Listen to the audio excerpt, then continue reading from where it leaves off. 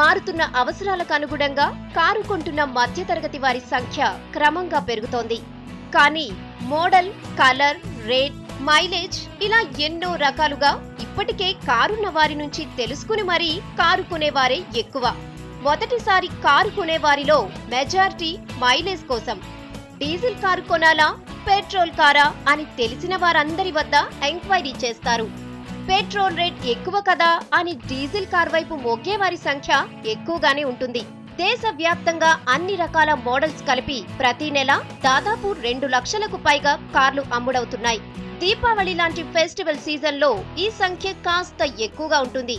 ఇలా అమ్ముడవుతున్న వాటాలో స్మాల్ కార్ల సెగ్మెంట్ లో చూస్తే 60% పెట్రోల్ కార్లుండగా మిగతా 40% కార్లు డీజిల్వే.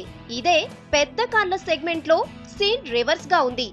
సేల్ అవుతున్న పెద్ద కార్లలో 60% డీజిల్ కార్లున్నాయి.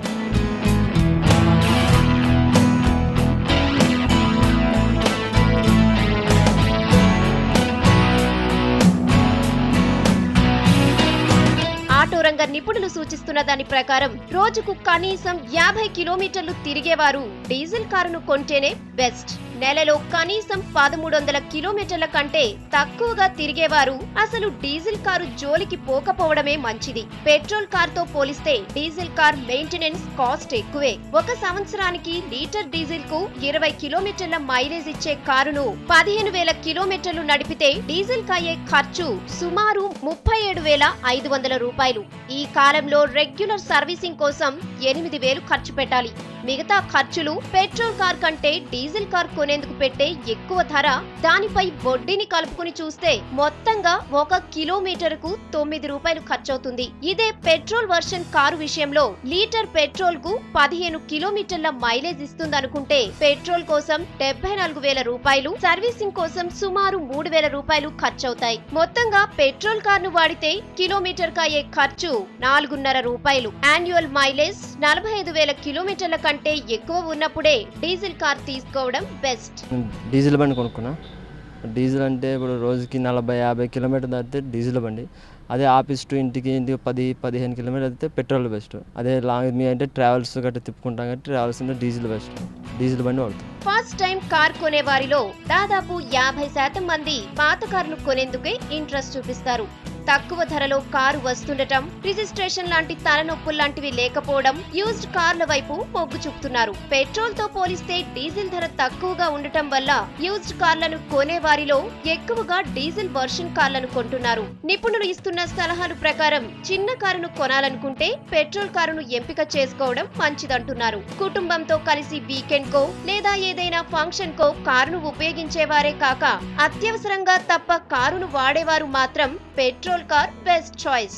అయితే సెకండ్ హ్యాండ్ కార్ కొనే ముందు డీజిల్ దా పెట్రోల్ దా అని చూసే కంటే కారు మంచి కండిషన్ లో ఉందా లేదా అనేది చాలా ముఖ్యం. నేను పెట్రోల్ బండి కొన్నా, ఎందుకంటే 20-30 కిలోమీటర్స్ తిరుగుతుంది నా బండి. అందుకే పెట్రోల్ బండి తీసుకున్నా. 1 లీటర్లో 20 కిలోమీటర్స్ 30 కిలోమీటర్స్ తిరుగుతుంది. 1 వారం బండి ఆగుతూనే కూడా స్టార్ట్ అయిపోతుంది. వెంబడే ఏం ప్రాబ్లం ఉండదు.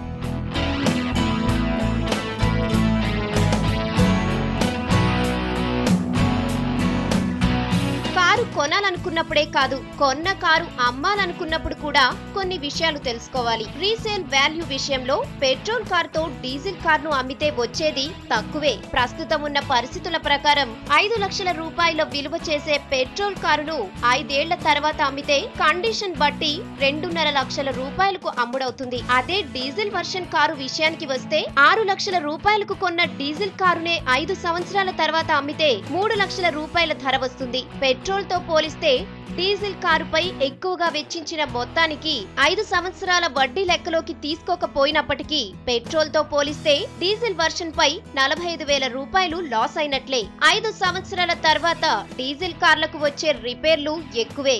సో స్మాల్ కారులో పెట్రోల్ వర్షన్ బెస్ట్.